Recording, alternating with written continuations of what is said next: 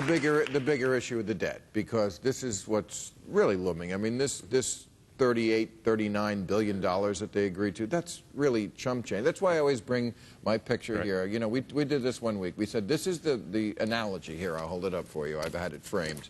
This is the analogy of what our budget is. Most of it is these three things: defense, Medicare, Medicaid, and Social Security. Those are the three giant things we eat from. They're saying we need to go on a budget diet, but we keep picking at the parsley and the little pea and the little corn and the little carrots.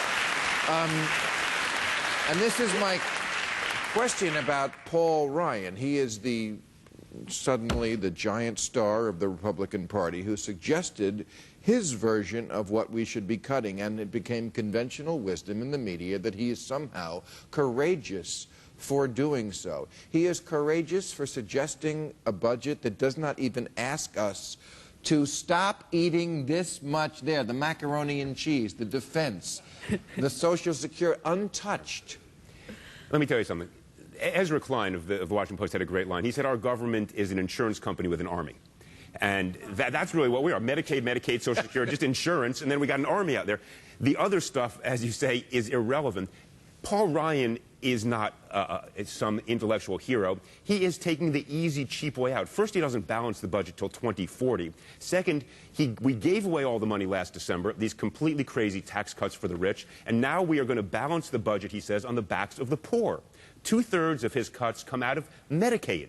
This is outrageous. Right. Medicaid and other things that hurt the poor. It is socially dangerous. It is wrong. He is playing to his constituency, doesn't touch Social Security, doesn't touch the elderly. It is completely wrong-headed. Brave would be attacking... That's right. Right. Brave would be attacking the fried chicken.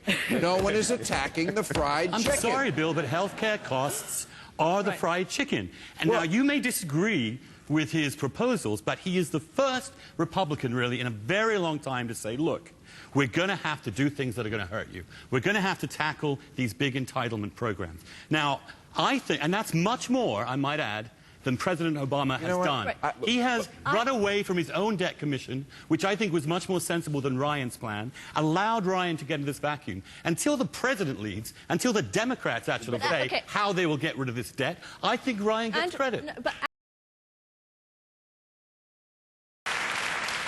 There is no shared sacrifice in his plan, and more important, he doesn't even confront health care costs. All he does is say, we will save $1 billion by simply cutting expenditures and tell the states, it's your problem. So tens of millions of poor folks won't have health care. That's not a way to address health care costs. He just takes a meat axe, what we're willing to spend. Well, that's not courage. Wasn't Obama's health care plan the idea to attack and solve the health care crisis? Yes. Wasn't that a braver way to get at our big problem of the debt and the deficit? That's where all the health care, all the fiscal problems are, is that percentage of our budget going up and up every year. But the Health Care Act only introduced, and I think very importantly, cost control pilot measures. These things may not work in the end. Meanwhile, we have staggering debt. But we're trying to feel, look, we're right. We all know we have a debt problem. You can't raise taxes to end the debt, Somebody who You've voted... got to cut spending. But you have to what would you cut? I'll tell you exactly what I'd cut. I would cut defense. I'd get out of 2 wars. And I'll tell you what else I'd do. I'll tell you what else. Let me be clear. I would put back in the tax on the rich. Still won't do it. Right. Of course it will. I disagree. It will not do it. The math does not add up. That's ridiculous. To continue. But let's go back in time to 2 or 3 weeks ago. Say we don't have a no-fly zone, and Gaddafi marches into these eastern towns that the rebels held, and he kills hundreds of thousands of people. What would you say then? I thought when Hussein... What did you say when hundreds of thousands of people were killed in the Congo? We should have gone Millions. in. What if we had gone in? We've gone in. Somalia. Where do we not go in? Where do we not go in? And then you are saying you're going to slash defense. No, because Afghanistan... You're utterly inconsistent. No, Afghanistan's the wrong war. Afghanistan's the wrong war. If you slash defense, you're not going to have this capacity to go in helping everybody. Wait, our new...